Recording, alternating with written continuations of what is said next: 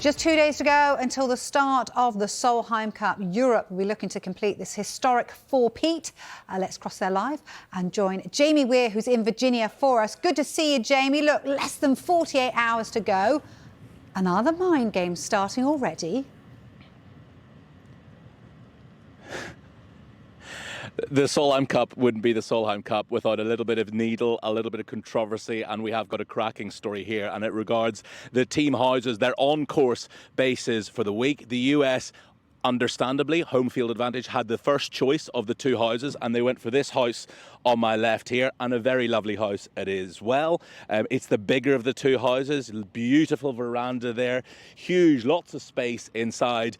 But let's have a look at what you could have won, because they could have gone for the house on my right here, which is the European team house, the smaller of the two houses, but it backs onto the driving range. It also contains 4 driving bays, which, as you can see, 2 of them are open at the moment. Well, the US are claiming that in the contract of the Solheim Cup, Europe aren't allowed to open those driving bays. They also say they're not allowed to have tables and chairs outside, which, as you can see, the European team do with their chairs there, their deck chairs. There are 4 buggies lined up by the house as well. And it literally, as I said, backs onto the range. And you can see a few of the European girls practicing away there at the moment, having played 9 holes this morning. So they are right on the very back of the range. They have their music playing all the time, whereas the US team have to come out of their house and walk past the European team house and all the way down to the other end of the range to get to their side of the range. And I tell you what, Suzanne Pedersen enjoys playing her tunes as well, so I think that has got under the skin of the US, and they're claiming that in their contract of the Solheim Cup this is not allowed. And of course,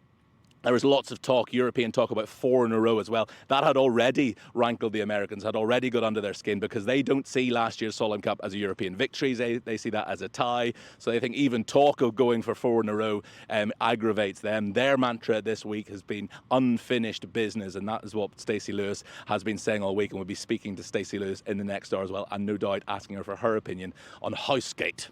Oh dear, it started already, hasn't it? Maybe they'll be blaring out tunes with 4 in the title. I can't think of any off the top of my head, but I'm sure we can come up with some. Look, in terms of both the teams, though, they've been out on the course. What have we learned from that today?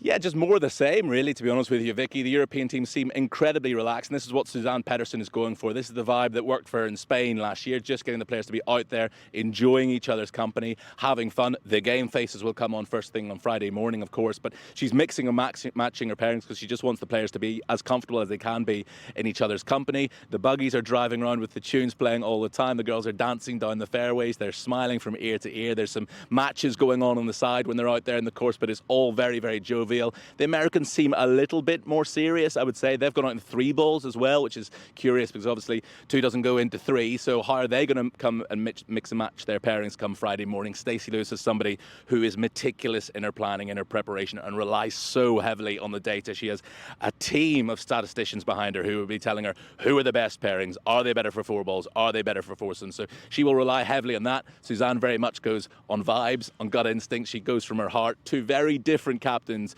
from that point of view. So we've been trying to see who's playing with whom this morning. All the players have now seen all 18 of the holes here at Robert Trent Jones Golf Club. They played 9 yesterday, 9 today, and they're now getting ready. Once they've finished on the range, hitting a few balls, they'll be heading off for a gala reception in Washington, D.C. tonight at the Smithsonian Museum. One of the pre-tournament formalities that we see, the gala dinner. We've had the team photos, we've had the gala dinner tonight, and then tomorrow it'll be final day of practice before, Vicky, that serious business gets underway. Come 7:05 a.m. our time on Friday morning.